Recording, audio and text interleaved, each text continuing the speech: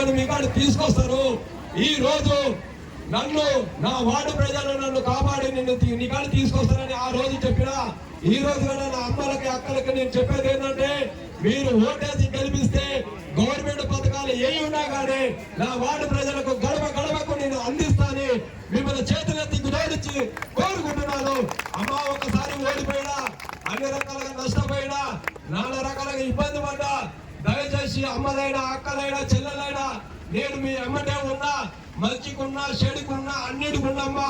అవతలున్న వ్యక్తి ఏ రోజు కన్నా వచ్చి వాళ్ళ ఒక్క గడపని టచ్ చేసిన దాఖలే లేవు. అర్థం చేసుకోండి మీరు. ఇవాళ నేను వాడాలి వచ్చిన 10 రోజులకి ఆయన ఏడంటాడో తెలియదు, ఏడ ఉంటాడో తెలియదు, ఏడ పోతాడో తెలియదు. ఇప్పుడు కదా ఓడిపోయినా ఉండేది లేదు, గెలిచినా వెళ్ళిపోతాడు. దయచేసి మీరు అర్థం చేసుకోండి. అలాంటి వ్యక్తులకి, స్థానికంగా ఉన్న వ్యక్తులకి ఓటేయండి, గెలిపించుకోండి. నా ఇల్లు మెయిన్ రోడ్ లో ఉంది. ఏ అమ్మాయినా ఏ అక్కైనా ఏ పని కాకుండా నా కాడికి రాండి.